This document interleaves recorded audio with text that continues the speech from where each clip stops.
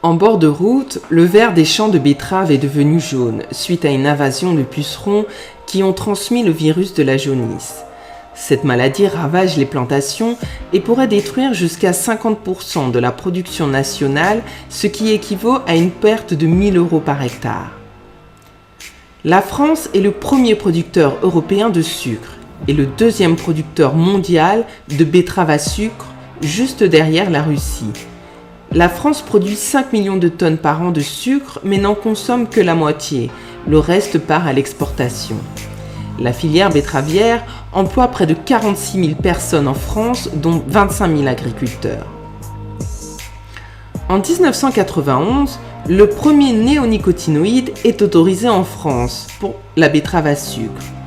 En 2016, avec la loi de Barbara Pompili, secrétaire d'État à la biodiversité sous François Hollande, promet que quoi qu'il arrive, en 2020, c'était fini pour tous les néonicotinoïdes. En 2018, la décision européenne interdit, dans l'ensemble de l'Union européenne, 3 des néonicotinoïdes. Avant leur interdiction, c'était 99% des semences de betteraves utilisées en France qui étaient enrobées de néonicotinoïdes. Seulement en 2020, la filière betteravière estime que les néonicotinoïdes sont nécessaires à leur survie et que la seule solution pour lutter contre ces pucerons et la maladie de la jaunisse est d'enrober les semences d'insecticides. Barbara Pompili revient donc sur cette loi et tente de se justifier concernant la possible dérogation du gouvernement pour l'utilisation des pesticides néonicotinoïdes.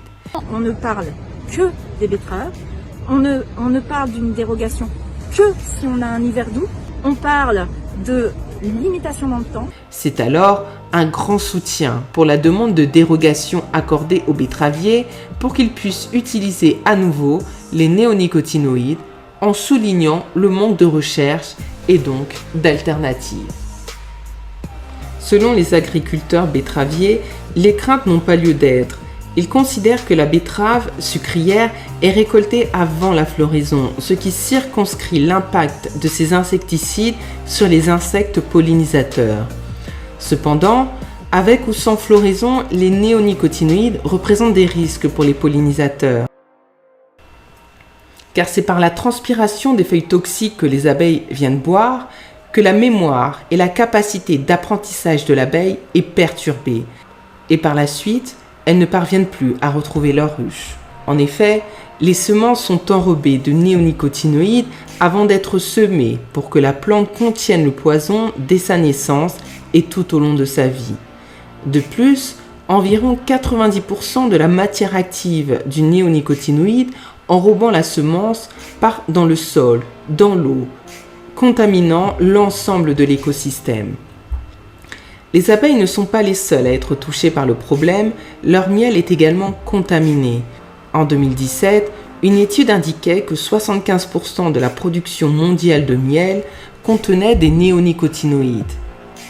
Malgré l'opposition des défenseurs de l'environnement et des apiculteurs, le gouvernement fera voter à partir de septembre un projet de loi autorisant la réintroduction des pesticides tueurs d'abeilles, qui sont interdits depuis 2018 par la loi sur la biodiversité. Depuis 2018, aucune alternative n'a malheureusement été trouvée et ces dérogations pourraient être une catastrophe pour la filière apicole et pour l'ensemble des insectes pollinisateurs déjà fortement fragilisés en France. Cependant, le gouvernement prévoit de débloquer prochainement une enveloppe de 5 millions d'euros pour la recherche. Avez-vous bien compris notre message ? Les néonicotinoïdes sont en effet très efficaces pour lutter contre les pucerons, mais n'oublions pas le danger attesté pour les populations d'insectes, en particulier les pollinisateurs, car ils peuvent aussi tuer des milliers d'abeilles. N'oublions pas qu'ils avaient été interdits en 2018, car ils avaient été reconnus toxiques sur le système nerveux des abeilles et accusés de tuer les abeilles. Selon l'Union nationale de l'apiculture française, 300 000 ruches disparaissent chaque année du simple fait de ces pesticides. Ces molécules se retrouvent dans le sol, dans les eaux et ont un impact également sur la faune aquatique et sur tous les insectes pollinisateurs, sans oublier les effets sur la santé humaine. Autoriser ces insecticides pour la betterave, c'est aussi laisser demain la porte ouverte à la même autorisation pour une autre culture. Les organisations professionnelles de maïs et de céréales souhaitent obtenir les mêmes dérogations depuis l'annonce faite par le ministre de l'Agriculture. L'agriculture biologique que les consommatrices et consommateurs plébiscitent pourrait être une des solutions. L'interdiction des néonicotinoïdes était une décision idéologique et on revient trop rapidement sur les avancées en faveur de l'écologie. Les pollinisateurs sont aussi responsables de 70% de notre alimentation. Nous sommes liés à ces insectes. Voir les pollinisateurs disparaître serait-il pas aussi contribuer à notre propre extinction à petit feu ?